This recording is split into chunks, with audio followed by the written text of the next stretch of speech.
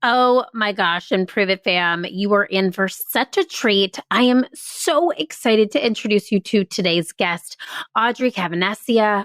Oh my gosh, Audrey blew my mind. And it was one of those conversations where I had questions prepared. I was going to go in and ask very specific things.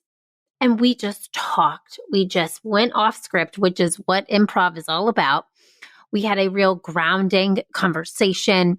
She tells you in this episode all about her theater background, which is so cool, and how she brings that into play in the work she's doing today. The talking points about microaggressions and turning those into micro expressions will leave you speechless. We're going to talk about decisiveness versus choices and choosing who you are going to be in the face of crisis and circumstances that are beyond our control as a leader. We're going to talk about just how to be purpose-driven leaders and how to very specifically create your year ahead and how to hold yourself accountable in 2022.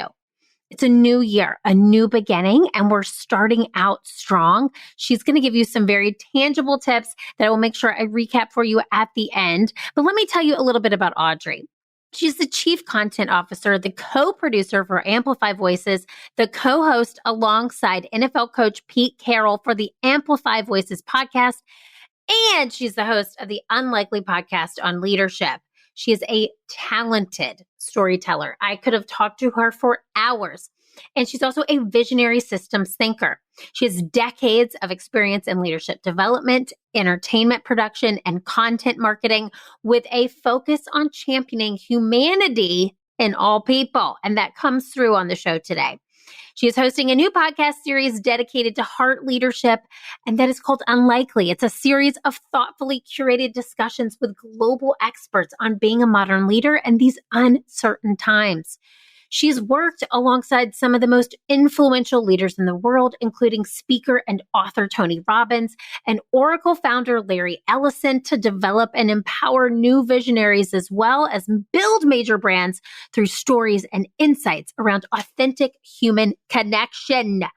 No matter the sector, she continues to build bridges between what is and what can be, with storytelling as the scaffolding. She is truly a fantastic guest. I cannot wait for you to hear this interview. Let's get into it. Improve It fam. Here we go with Audrey. Are you a leader or change maker inside of your business, organization, or corporation? Are you looking for new, innovative ways to drive morale through the roof? Are you looking for fun and exciting icebreakers, team building exercises, and activities that will foster team growth, friendships, loyalty, and completely transform your organization from the inside out? Have you been searching for a fun and unique way to create change instead of the same old dry, boring leadership books and icebreakers that aren't actually working? Hi, I'm Erin Deal, business improv edutainer, fail fluencer, and professional Zombie who is ready to help you improve it. My mission in life is to help you develop teams and leaders through play, improv, and experiential learning. In this podcast, we will deep dive into professional development, team building, effective communication, networking, presentation skills, leadership training, how to think more quickly on your feet, and everything in between.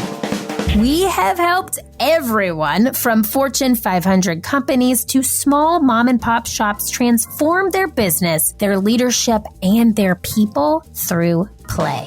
So grab your chicken hat. We are about to have some fun. Welcome to Improve It, the podcast.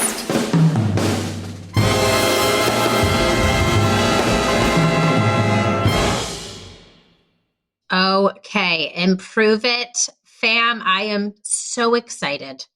We have the most amazing guest here with us today. Audrey, welcome to the show. Thank you so much for being here, for coming on the show. We're going to have a good conversation. I feel the vibes. I feel all the good things. Yep. Hey, Erin. Hello, hello. And you are in Seattle, coming to us from Seattle. That's right. Living dreams. So let me ask you this. We gave the Improve It audience a little backdrop before we hit record about who you are, what you do, how you're bringing so much light and love to the world.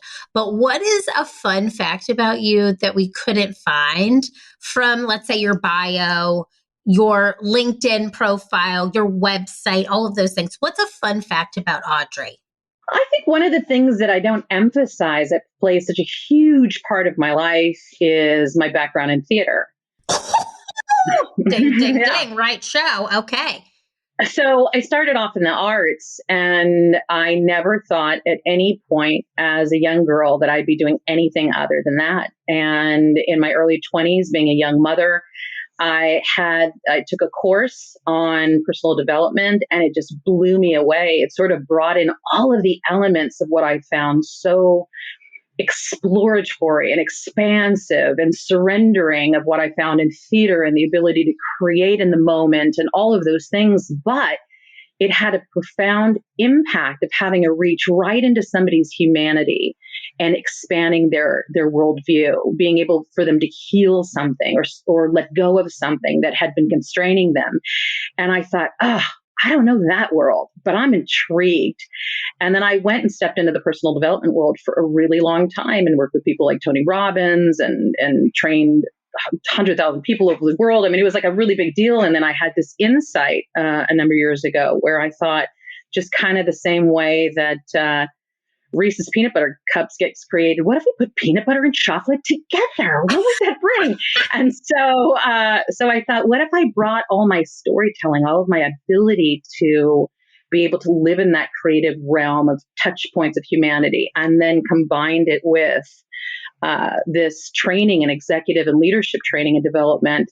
And when I brought the two together, it just, something in my mind hit. And I thought, one of the biggest breakdowns that we have as leaders is our ability to convey what's in our soul and our true purpose, to convey it in the world in a way where it's not misunderstood. And not only is it not misunderstood and skewed, but it exists beyond us. That as you scale something, that people can live inside of your vision, can live inside of your soul purpose and say, it's not just about you. You've opened up a door for me to see something about me.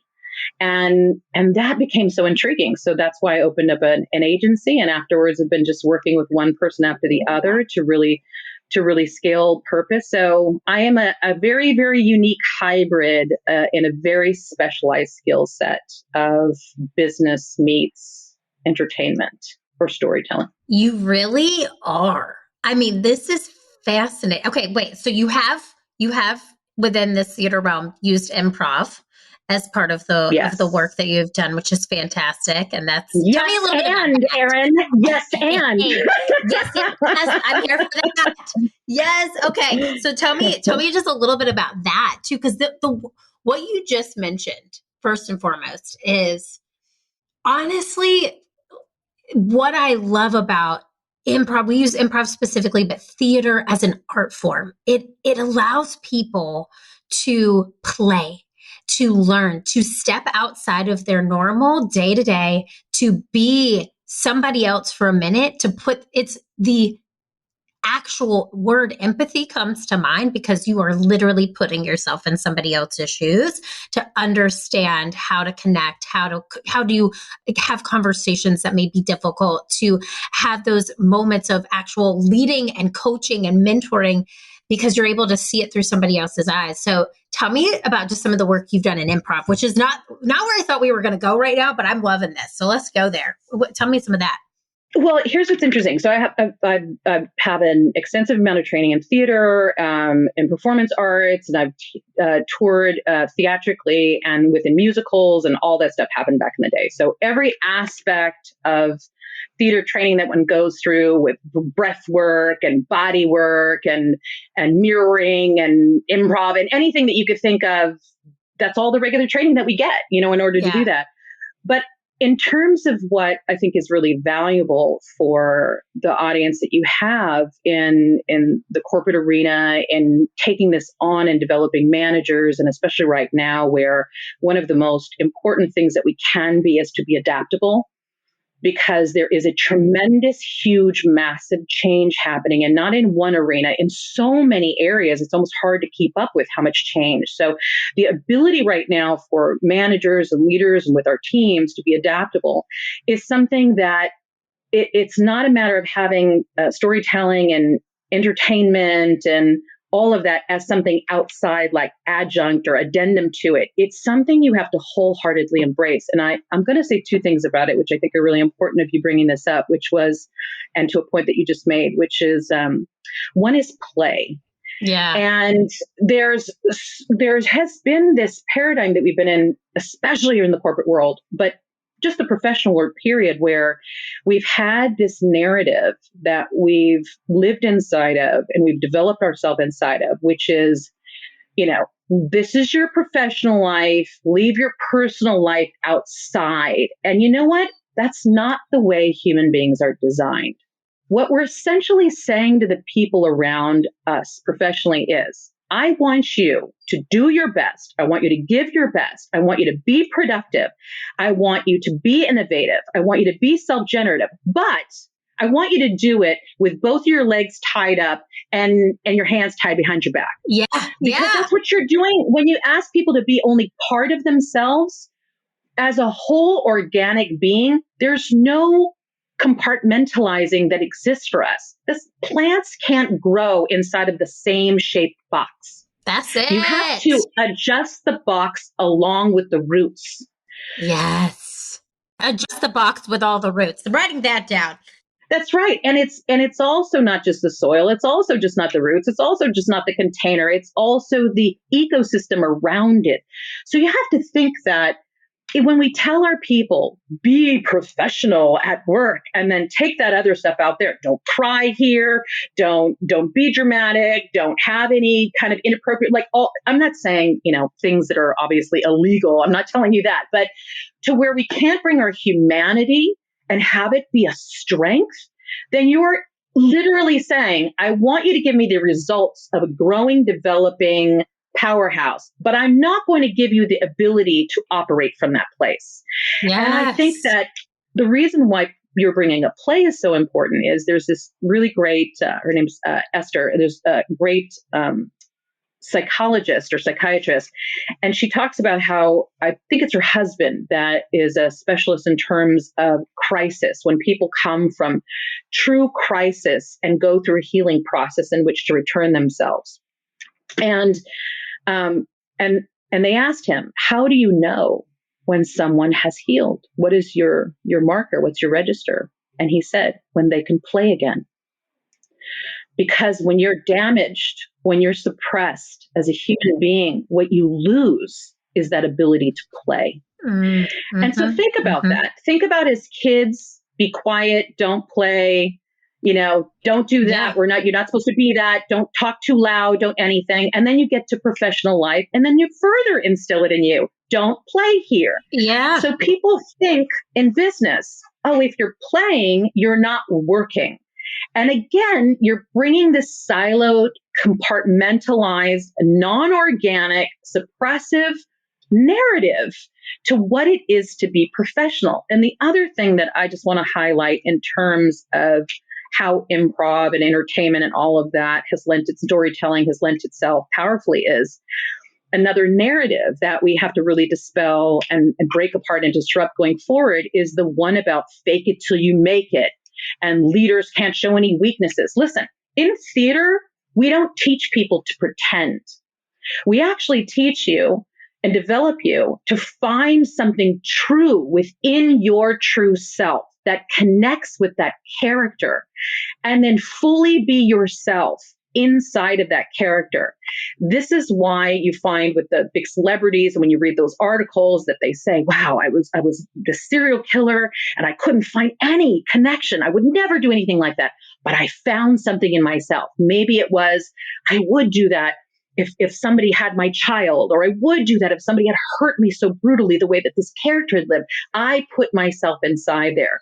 And the people that win awards in their performances are the people that surrendered to the humanity and that character and had it be nuanced, that found even redeeming characteristics in the most tragic of situations. Otherwise, it's boring. Somebody playing a bad person is boring. Somebody playing a nice person is boring. Nice people have things that they're suppressing, a background in a story, like my mom was always mean, and therefore I made this decision. I'm not going to be that way. I'm always going to be nice. Now I'm trapped in being nice, and I can't get out of being nice, and everybody's taking advantage of me. That's a story. And that's humanity, and that's how we live. So it's really important as leaders, when we talk about authenticity, when we talk about unleashing your inner leader, that you have to truly allow an organism to be whole, complete, and perfect in all of its imperfectness. And that's my bridge between entertainment and professional life.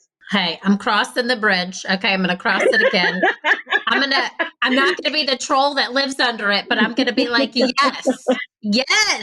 Okay, first and foremost, you just summed up in probably 6 minutes my entire life's work and the work that we do here. I love that. It's so true.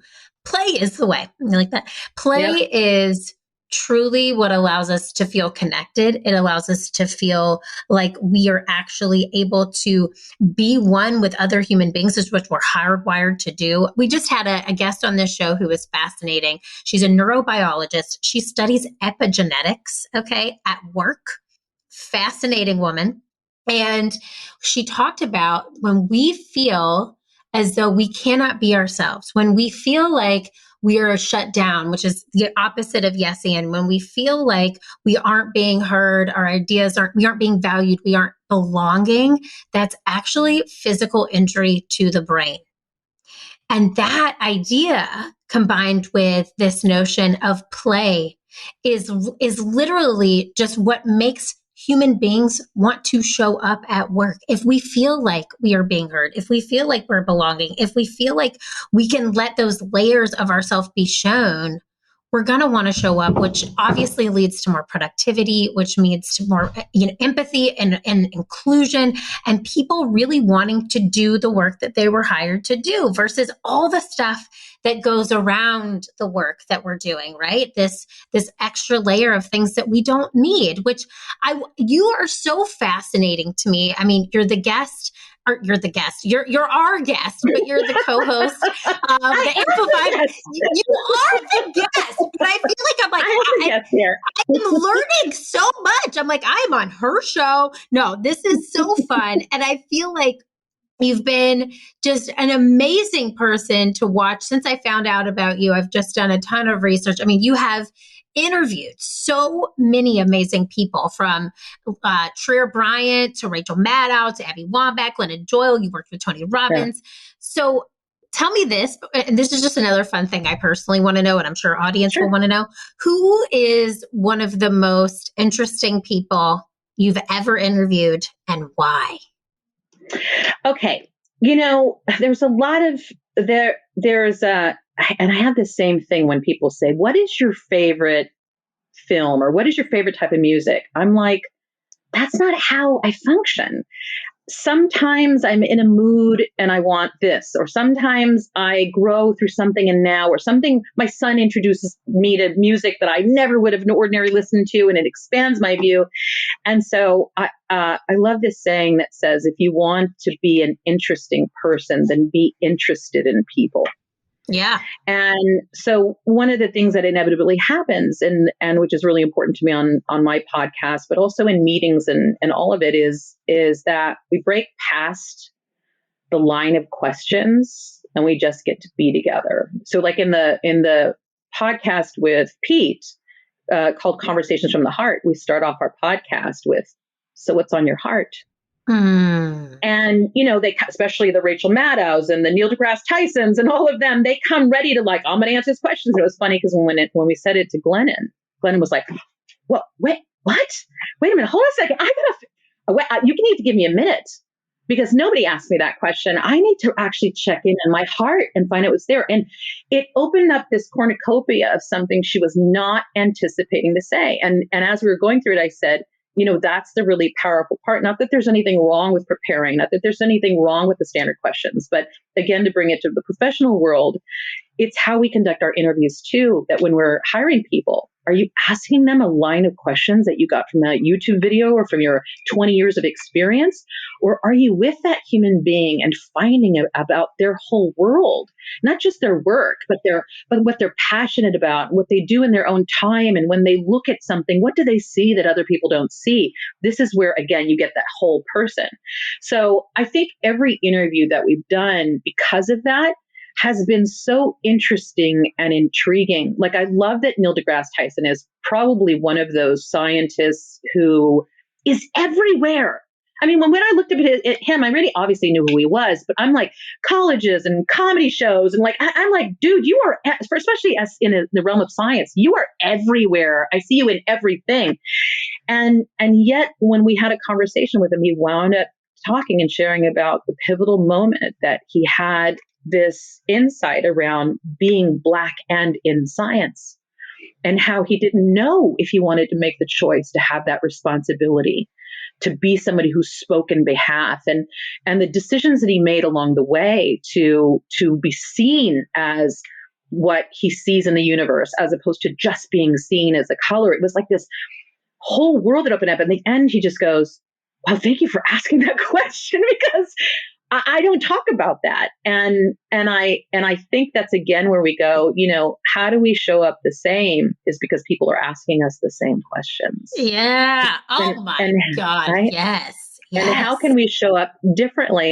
And another thing that I think is really important is you started talking about how important it is to be with people and let them be themselves at work. And it's so much of what your work deals with. And I'll tell you that as an executive who has my kind of forte is truly challenging projects that have a profound impact. So you'll see me anywhere from launching a billionaire's island to turn around an entire ecosystem and making it successful, to then going into a biotech company that's out to democratize the clinical trial process. And then, having that be a startup that now is public in like record time. So, and now being with Pete Carroll, and I don't know anything about football, and we're not doing anything that has to do with football, where we're amplifying voices and building a content library and an example of people that are being and expressing themselves in the ways that we need to look at leadership and being together as human beings and being a collective global neighbors and going in forward, not in the realm of right and wrong and what those beliefs are, but in the realm of workability, in the realm of that we do have a connection to one another. And so as an executive, I do understand this dilemma, which is, Audrey or Aaron, I'd love to have all those conversations with people. I would love to spend time in finding out who people are. I don't have time for that. And I'm going to tell you something. That's really important, those of you that are listening. And it's a reminder to Aaron and I too, because I always tell people when I'm talking to you, I'm talking to myself too, because we're all connected. And the thing is this, it's not, you're asking yourself the wrong question. It's not whether or not you have time to have the conversation to get connected to people. It's how can I have a connected conversation with people that doesn't take a lot of time.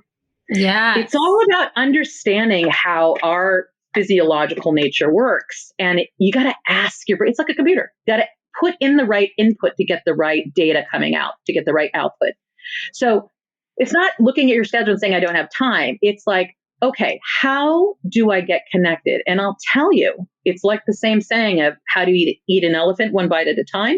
It's the same thing. How do you get connected with people? It's not sitting down for 2 hours and talking to them. It's not just having these beer weekends and potlucks and all of that. Those things are wonderful. But how you get connected to people is in small, momentary examples.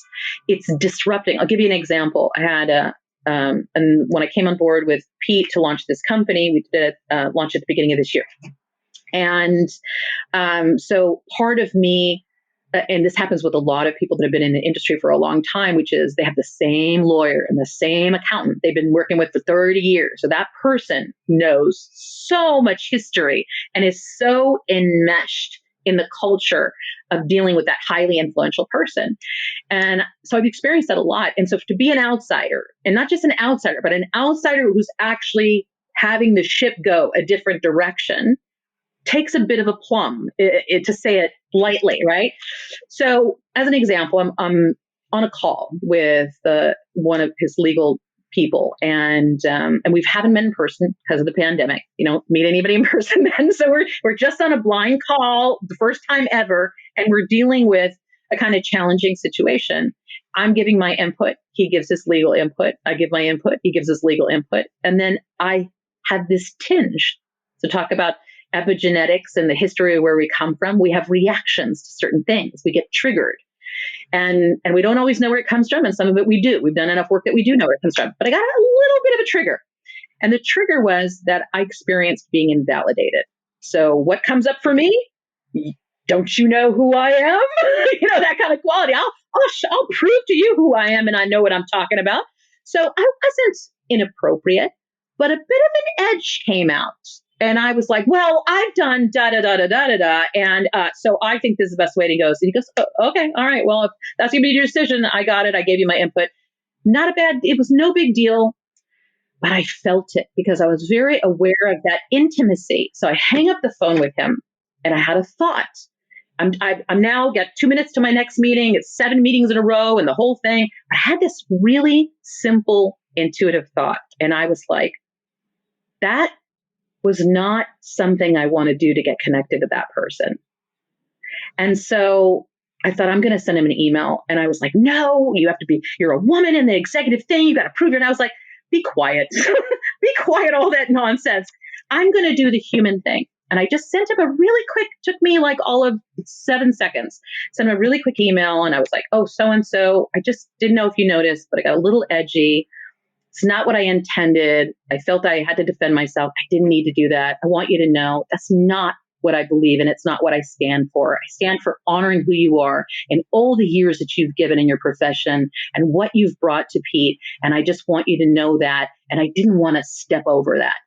He sent me back an immediate message as I was on the next call and was like, I have to tell you, I didn't think it was a big deal, but the fact that you said that means everything to me. And this is a guy in his 60s. I mean, this is not a newbie person. This is somebody who's been around and can take a lot of bumps. And that took no time. And this is the stuff that we intuitively know. We feel it. We have that thing like, I should say something, or, being really biting with somebody and saying, I should tell them I got a little aggressive with you. I should say things like that. And then we get into that fake world of leadership where we're like, I'm the authority. I don't need to say that. This is where you compromise your culture. This is where you compromise their ability to be self-expressed. And especially as leaders and executives, and especially in corporate environments that are very mired in policy, this is the way you keep the humanity alive, even if you have thousands and thousands of employees, is by instead of microaggressions, why don't you do micro expressions? And that's so important. Hold on. My microphone just fell. That is stop. Okay, wait. Instead of microaggressions, micro expressions. That right there. Thank you. Tweeted. Oh my God. Okay. Yes, that is it. And truly.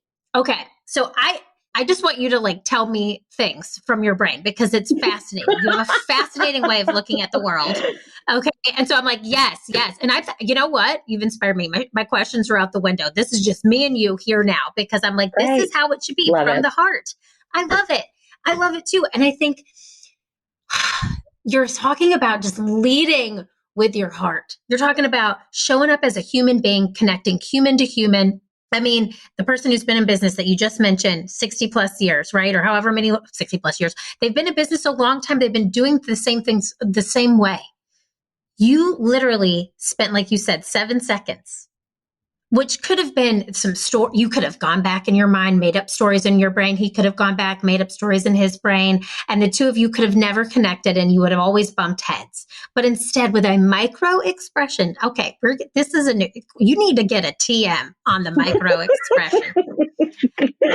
I think that in itself just shows how it's so simple, but we just forget. Because I always say this, we wore masks to work before 2020. Yeah. And We really did. And I think if there's a silver lining in all of this, it's that I'm right now peering at that teal fireplace in your home, and I am connecting. So I'm like, this is my spirit color. This is my life color. I love it. And I'm, and I'm looking at you and I'm hearing your dogs. And I know that you're a human being who has a child and a son. And I have a son. And I'm like, this is connecting. This is human. And I told you before too, I said, I didn't normally do interviews with video. And I'm so happy I am right now because it's such a stronger connection. But that's what I think the silver lining for people in corporate America have really felt this past 2 years which is terrifying. It's been 2 years. We're showing up as the human being. And even though we may not be sitting face to face, I still feel your soul, your spirit. I feel that.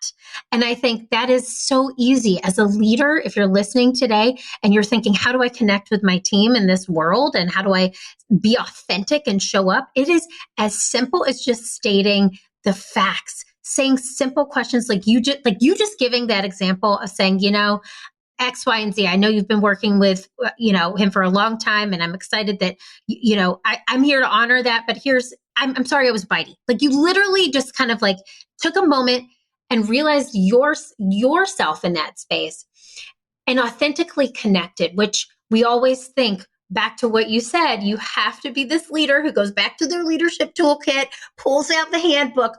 Let me see. How do I handle this? No, you just used a small expression of kindness and empathy to change the course of that whole relationship.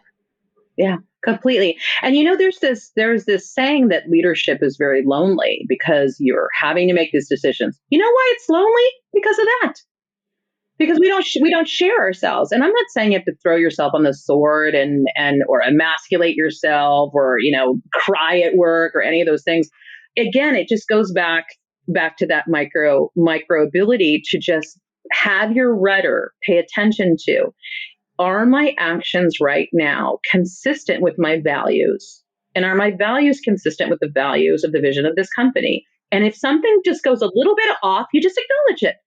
I'm not going to go around telling everybody, oh my gosh, I'm so sorry. It's not even a matter of an apology. It's a matter of acknowledgement.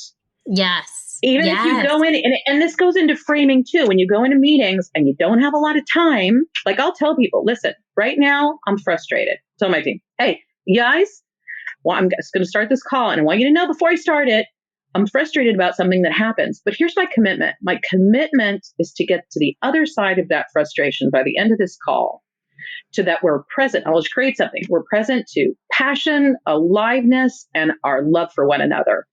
And they're like, okay, Audrey. And now how are they listening to that conversation? Not from like, oh, we got to get our stuff together because Audrey's upset. They're like, she already acknowledged she's annoyed, she's upset, she's frustrated.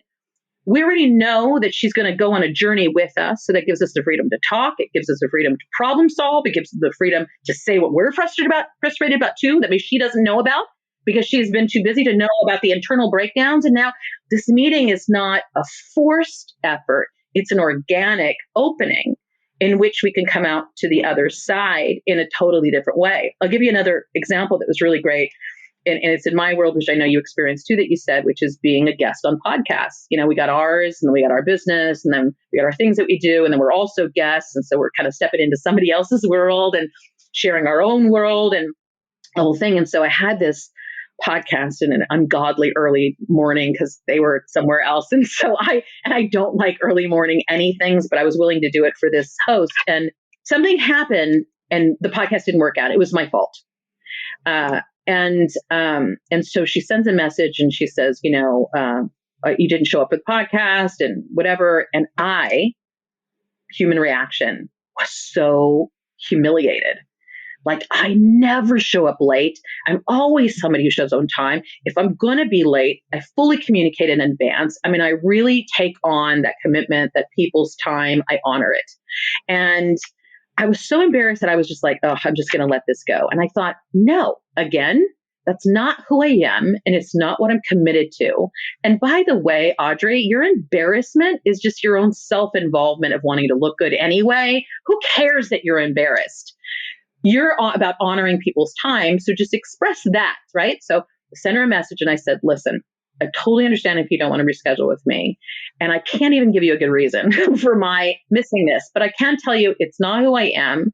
And if you're willing to do this, I'll, have whatever time works. And I apologize for whatever, but I took that time. I didn't make it about me.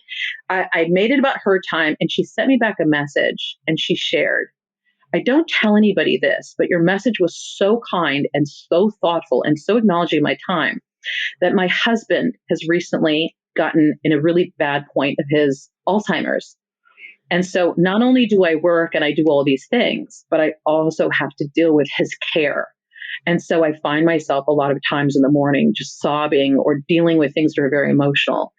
And again, I wouldn't tell you that professionally, but something in me felt like I could tell you. And so I want you to know I understand breakdowns happen at a level that I never understood them before. And thank you for just being a human being with me. And I would love to talk to you. And we wound up having like a great time. She asked me for some advice and things afterwards, and we exchanged, but we connected, just like you said, as human beings. And you know what? Human beings can still do their job. They can still be, all the great things they are. You can still step in and everything. But if you lead from your heart and humanity first, it's not about being vulnerable in the context of that you can be attacked. It's about being vulnerable in the way that you can be adaptable, malleable, live in self-discovery, live in a bigger box at all times to grow more and more. And I think those things are not only important things to take on in leadership and how you develop people and you train people, but they're important qualities for us to know that there's no turning back. That's why we're seeing so many people getting called on and held accountable for bad behavior, because for a long time in the corporate world and in business world, people did damage control to cover up. As long as you were producing results and you were a top seller, or you were getting investment money, or you were doing some great things, or you had dirt on somebody else, we were willing to look past your bad behavior. And now we don't live in a society like that anymore. We're held to account for the impact that our choices have on those around us. So everything has to be radically examined. And where our rudder is again is this goodwill? Is this a shortcut that I'm making for a result today that I'll have to pay the debt for tomorrow? And that's what bad behavior is. That's what being suppressed is. That's what going to old tricks of leadership is it's getting something today, which you're going to be in debt for tomorrow, because you will have to pay some point. Yes, you will. It's karma. There's a little thing called karma. It comes around and bites you right in the tush push. But that is so true. And I love that story of the example you gave, because not only, first and foremost, I had a tear in the retina. I don't know if you could see it from my ring light. I have a ring light now. Okay. But I really did feel that, because we all experience so many things personally that when we show up to work, we have no idea what the person in front of us has gone through that morning. We have no idea. And we put on this brave face because we think work needs to be transactional. But because that woman, you were vulnerable with your actions, and you said, there is no reason I did not show up on time. I am so sorry. And you were real and vulnerable with her. She was real and vulnerable with you. And now I'm sure you probably stay connected. And you think, you just told that story. You're thinking of this person in a completely different light. Whereas you could have just beat yourself up about it, not sent an email and just been mad at yourself and then kind of mad at like the whole situation. You created a blooming relationship from it, which is another wonderful, wonderful trait of leadership, is just being clean with what you've done. If you've made a mistake, own up to it. We say in improv, there are no mistakes, only gifts. So it's this notion of call myself a fail-fluencer, but it's all about allowing those gifts to help us grow. I have so many things that I could be mad about myself in leadership. I'm not perfect, right? I'm sure we both are sitting here thinking about, as you're talking, I'm like, I've done some things that I wish I did not do as a leader. Yeah. But you have to first be okay with it yourself.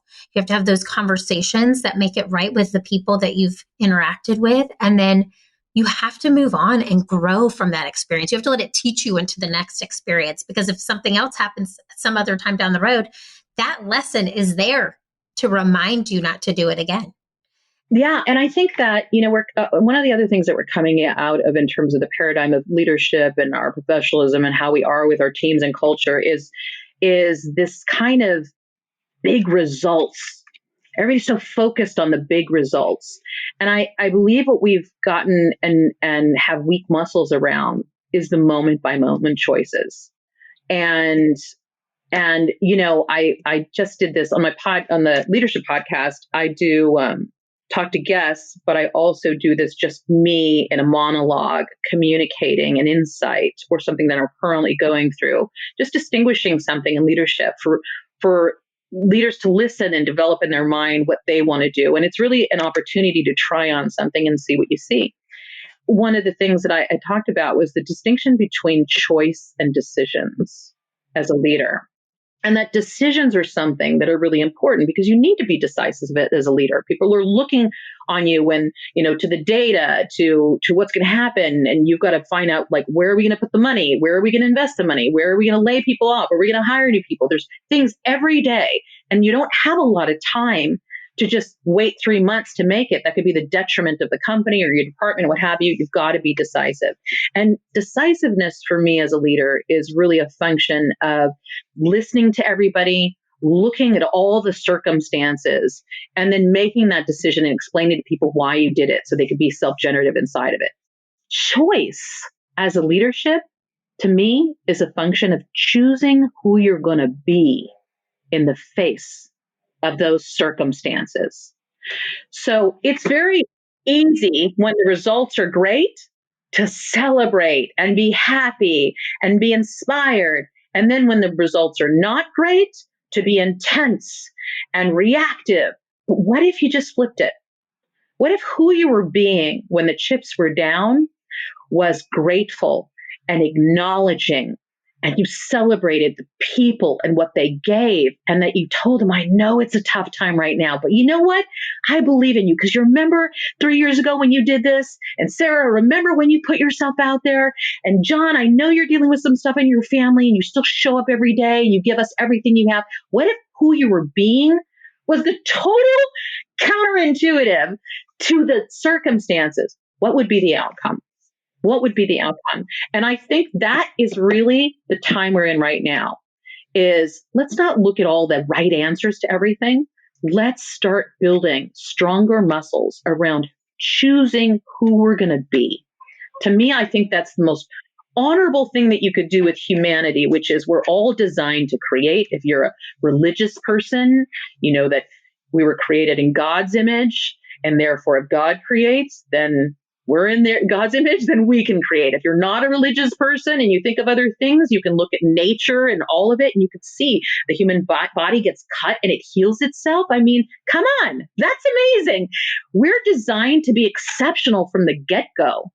There's so much about us you can't even explain. Our brains, we're not even using the full capacity. We're driving around the most complex pieces that you can imagine, and we still have never really read the manual. So I think this is really our opportunity at this time, and especially as corporations are looking at, which is going on right now, which is the big resignation, is this time in history has had people look and say, holy cow, my life was at stake over this last year. Yes. What is my life? Yes. What is my life about? Is this where I want to be? And I'm going to tell you how to hold on to your people and get your people. Is we as leaders have to lead and disrupt ourselves and break apart ourselves to be purpose-driven leaders. Because that is what's going to attract people from now, because that's the big disruption that happened. The big awakening that's happening right now is, you don't see me, so I don't need to be here. I'll make less. I'll find other ways to make money. I'll drive an Uber car or whatever, even though I was a manager or whatever. I'm willing to make that compromise because you don't see me. So the work that you're doing, what we're doing in Amplify Voices is to, like I said, to build as much content as possible. We're going to go in the enterprise direction as well as the audience facing direction in terms of the kind of content that Pete and I want to scale and the people that we want to pick to really amplify them, to say, hey, here's all the possible content in every possible direction that you can imagine, with every kind of face, size, look, sound, all of it, not looking at these leaders as people who are bold and speak up and convey being confident, but looking at your introverts, looking at your shy people, looking in ways where you say, this is different than what I thought this was. Let me go this direction. That's where we're going to get new results. That's where we're going to transform and change the direction. So I think that's important for your audience. I think it's so important. Okay. I want you to have, I know you do videos on your Facebook. I want you to just, if I have a question, get on your YouTube and just talk to me today. Like, you literally spoke to me in a moment of, it was like you were in my physical brain and you talked me out of a situation right now. So I hope somebody listening to this show today felt that too. Literally, as you were talking, I'm like, she is right. I should be grateful. I should be celebrating that hard work. I should be like, remember when you did this on top of all of the things that you had going on in your personal life? Yes, I should do that. Yes, I should do that. And I think I also wrote this down, driving around the most complex places, and we haven't read the manual. Yeah. What? Yeah. Yeah, we haven't. And we never knew we were going to do this, right? We didn't know. No, I've never read the manual to my iPhone, and the thing costs $1,200. Right. I never read the manual to the car that all the cars I ever drove. They've been expensive. I think there is a kind of a norm, unless we're the people that dig through that, we have that kind of persona, that more often than not, we don't look at how things work. So the fact that like you said, you had the guest that was into epigenetics, understanding, listen, look at the trauma that happened over this last year. As leaders, we got to get invested in understanding how trauma lives in the body. And then we force people to work next to each other. We force people to deal with personalities that activate them and cause them triggers that, the person that you're working with now isn't the person that you're working with. The person that you're working with has become your mother, and you're reacting to them based on your past. We don't have the ability as leaders to navigate through that terrain, both with ourselves and others, we're going to be locked in a perpetual state of high school or family patterns that we duplicate over and over again. And I think that's really, really significant. One of the things, Erin, that you brought up was that I know people listen to podcasts whenever they listen to podcasts, but you did bring up that this episode may happen in January, right? That people may be listening to that. And I wanted to give your teams and your leaders and all the people listening something that I'd like to share. Is that of course? Okay. Yes, I want you to I literally want this to be a 3-hour episode, but we can't do it. But keep going. Okay. So one of the things that I do is really important. I always do this with my team, but it's a practice that I have in life as a human being that expresses itself personally and professionally, is I don't wait till January to create my year. I create my year at the beginning of December through like the 15th. And I ask myself a few questions every year. Are my habits and my actions serving my greatest good and the greatest good of others? Is what I'm doing serving myself, and is it serving the greatest good of others? And what new challenges do I want to take on to expand myself in honor of myself and others? And anything that doesn't cut the mustard, the people around me that I'm in associations with, the things I'm doing, the habits that I form, because we get into a lot of things where we just get in the groove of things, right? We have to be our own disruptors. Otherwise, you wake up 6 years later and you go, how did I get here? And I mean that with everything, whether it's, food addiction, or you get into a point at night where all of a sudden you're having like, oh, I finished that whole bottle of wine. Oh, I didn't mean to do that. Let's see. And now I'm doing that on the reg. After 2020. Yeah. Yep. Right? There's nothing wrong. It's all humanity. And it might be good things that you're doing, like I'm working out all the time, or I'm always on top of things and I'm the first to wake up and I'm the last one to work. Hey, but is it still serving you? Do you still need to keep being that way? Do you need to keep doing that? So what I do is I ensure that it's almost like a cleaning house and setting my true self, not overtaking on 50 things, very simple things that I can be accountable for and maintain my integrity. And then I celebrate the holiday. And that way, what happens is You start January and all of a sudden it's February and you haven't even figured out what you wanted to do for the year. Because that's what happens. You come out of January flying out of the gate with all these needs and demands and you're already behind. And then you're not fully there. You're not fully inside of your own machinery, if you will. I start January already ahead of the game because I already trued myself up. So this might sound crazy. And it does drive my family crazy. But what I also do is I change my cell phone number every 2 years. Stop. To get rid of the people that you don't necessarily need in your... Stop it now. I've had the same area code for 20 years and it's Michigan and I haven't lived there in 20 years. And there's nothing wrong with that. It's my practice, but I'm going to tell you, like, that's how much I look at it to say, if you really want to get a hold of me, if you really, well, I mean, we have social media these days, so people just find you, right? And I found the people that weren't true connections of mine, who maybe were hanging on to me for things that, or whatever it is, never bothered to reach out again. Never heard from them again. And the people that wanted to be with me, that were invested in my life, were like, I can't reach you, Audrey. What's going on? I'm like, that's my friend. That's somebody who's my champion. That's my person. That's it. I love this. You're blowing my mind right now. I think that you have such a spirit, such a light to you. I'm so glad you're hosting podcasts. I'm so glad your voice is amplified. I'm so glad. I really am. You are fantastic. Okay, I really could talk to you forever, but I know that, people are finishing their commutes, their walks, if you're commuting, wherever you are. So we'll keep this where we are, because I'd love to have you back on the show again. You are just a beautiful human being. So tell my audience, the Improve It audience, where they can find you. You don't have her number. You don't have her number. Is this a year you're changing it? I don't know. I'm going to change it in 2 years anyway. Okay. No, but the easiest way is just on our website, amplifyvoices.io. So www.amplifyvoices.io. You can reach out to me there, find through social media. You can find all the podcasts that we're doing.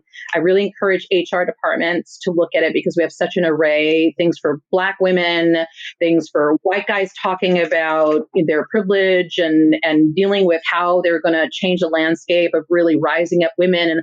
And we try to look at kind of where the gaps are with the expression of heartfelt kindness and taking on tough topics without arguing about it, but really learning from one another, not with an intention to change, things like that. So, and I just really felt leadership for me was something that I'm very passionate about. I really want to infuse a lot of humanity and give a lot of permission for people to be human. So unlikely leadership was really important to expand the narrative. Let's do it together. Let's do it. Oh, you are just creating amazing change. You're doing amazing work. Thank you for coming on our show. Thank you, Erin. I mean, literally, I know our audience. I'm going to hear from so many people. I'm just grateful to know you. I'm going to find you on all the things. I don't have your number, but you're going to be in my orbit for a long time. So thank you so much for being here, Audrey. Thanks, Erin.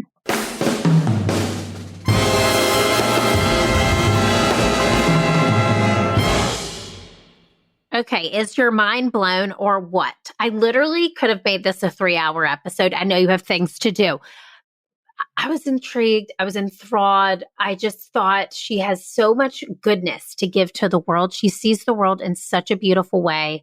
I'm so honored we had her on the show. But here's what I want you to take away from today's show. So at the very end, we talked about how to hold yourself accountable as a leader in 2022, purpose-driven leadership, which is all about accountability, being purposeful in the way that we show up for ourselves as well as our team. So take note of what she did to start her off strong at the beginning of this year. She asked herself these 3 questions. 1, are my habits and actions serving the greater good of others? So I want you to ask yourself that right now. Are my habits and actions serving the greater good of others? She also asked herself, is what I'm doing serving my greatest good? So ask yourself that question. Number 2, what is it that you're doing, and is it serving your greatest good? And the third question she asks herself are, what challenges do I want to take on to expand myself? If you haven't figured it out yet, she does this in the beginning of December. That is totally okay. But I want you to think about it as we approach this new year. What things do you want to do to improve you?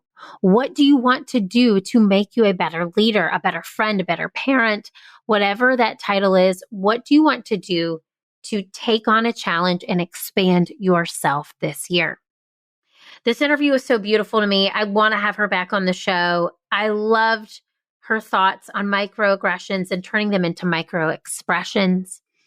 But I really want you to focus on these action items here. These 3 things are your habits and actions serving the greater good of others. Is what I'm doing serving my greatest good? And what challenges do you want to take on to challenge yourself? Come back to this episode, take notes, pause, answer these questions, because this is going to set you up for success in the year 2022. 2022. That's a tongue twister. 2022. Friends, Improve It family, I am so grateful that you showed up here with us today. Thank you so much for believing in yourself, for improving yourself, improving the world around you. Keep failing, keep improving, because that world out there needs that special it that only you can bring. I will see you back here next week. Light and love. Hey friends, thanks for tuning in to Improve It. I am so happy you were along for the ride.